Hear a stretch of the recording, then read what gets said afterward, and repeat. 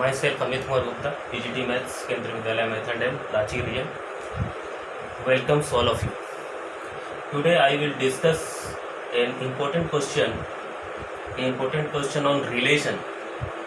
The question is, let R be a relation on n cross n defined by AB related to CD implies and implied by AD equal to BC. Prove that R is an equivalence relation on n cross n. तो यहाँ पर हमें proof करना है एक दिया हुआ है relation on the set n cross n, on the set n cross n.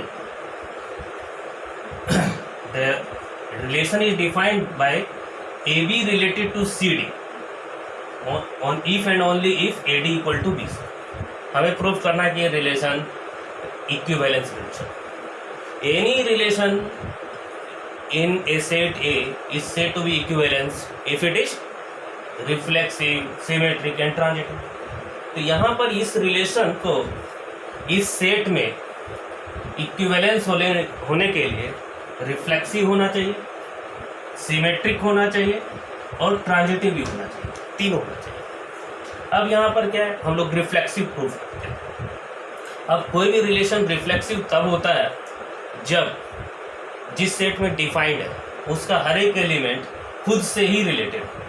जैसे यहाँ पर मैं क्या बोल रहा हूँ कि to be reflexive every element of n cross n must be related to itself. तो हम लोग एक आर्बिट्ररी एलिमेंट ले लेते हैं इसका n क्रॉस n का, क्योंकि ये रिलेशन n क्रॉस n में डिफाइंड है तो हम लोग जो भी एलिमेंट कंसीडर करेंगे वो n क्रॉस n का करेंगे. तो हम लोगों ने ले लिया कि ए बी एक arbitrary element. Let A B belongs to n cross n be arbitrary. If AB belongs to n cross n, then A belongs to n and B belongs to n, where n is the set of natural number. Therefore, A and B both are natural number. We know that multiplication is commutative in the set of natural number. Therefore, AB equal to B, as multiplication is commutative. अब यहाँ पर बात ये उठती है कि हम लोगों ने यही क्यों लिया. हमें प्रूफ करना है कि रिलेशन रिफ्लेक्सिव है, तो हमें ये प्रूफ करना पड़ेगा कि हर एक एलिमेंट खुद से ही रिलेटेड है. यानी हमें प्रूफ करना पड़ेगा कि A B is related to A B. अब यहाँ पर जो रिलेशन डिफाइंड है उसके हेल्प से देखें कि अगर A B related to A B कब होगा. तो यहाँ पर दिया हुआ कि A B related to C D imply A D equal to B C. तो A B related to A B means A B relate equal to B. वही लिखा हूँ, for A B related to A B we must have A B equal to B.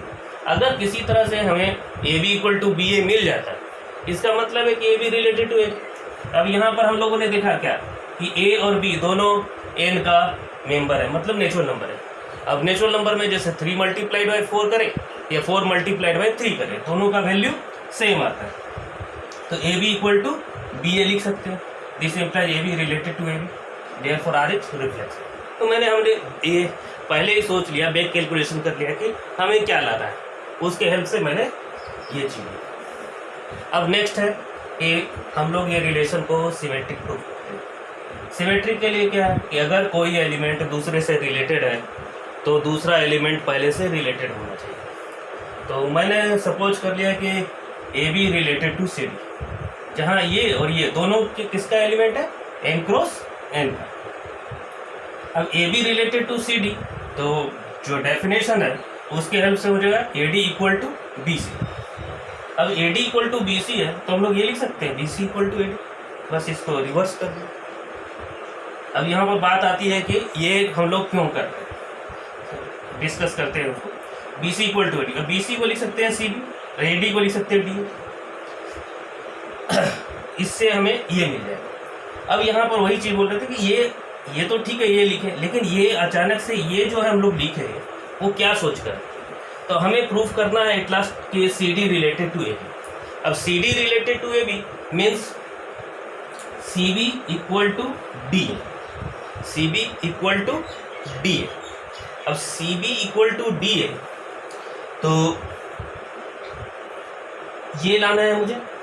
अब ये लाना है तो हमारे पास जो A B related to C D लिए थे उसमें A D equal to B C, यानी बी सी सी बी। अब यहाँ पर मैंने क्या किया, बी सी को इधर ले आया, ए डी को उधर ले आया।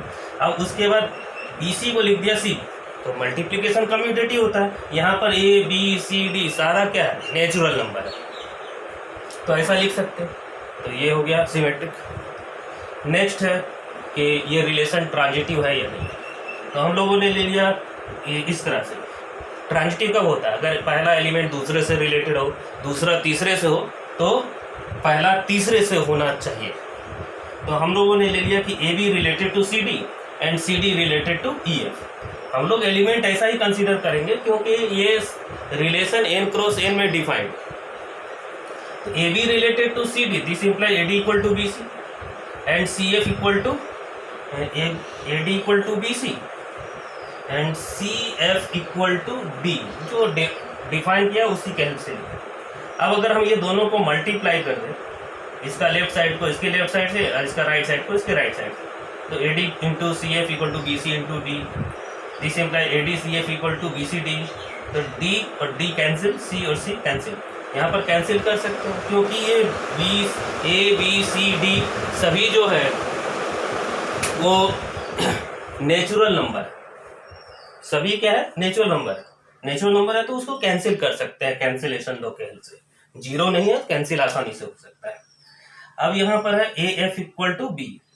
अब यहाँ पर बात है कि ये किया मल्टीप्लाई क्यों किए, तो बात वही आती है कि हमें प्रूफ करना है कि फर्स्ट एलिमेंट थर्ड से रिलेटेड हो, यानी A B related to E F. अब A B related to E F तभी हो सकता है जब A F equal to B E हो, A F equal to B. तो वही ए एफ लाने के लिए हमें यहाँ और यहाँ से इसको दोनों को मल्टीप्लाई करेंगे तभी ये टर्म यानी हमें मिल सकता है। इसलिए हमने ये दोनों को मल्टीप्लाई किया, A D into C F और बी सी इंटू डी। तो A D C F equal to B C D. तो A F equal to B and A B, A F equal to B जैसे ही आया तो हम लोगों ने ये लिख दिया, therefore R is transitive, hence R is an equivalence relation. तो उम्मीद है कि आप लोग को ये क्वेश्चन समझ में आया होगा। आप कम से कम एक दो बार बनाएंगे तो और समझने की कोशिश करेंगे तो आसानी से हो जाएगा। ये क्वेश्चन जो है काफी इंपॉर्टेंट है एग्जामिनेशन के पॉइंट ऑफ व्यू से। धन्यवाद।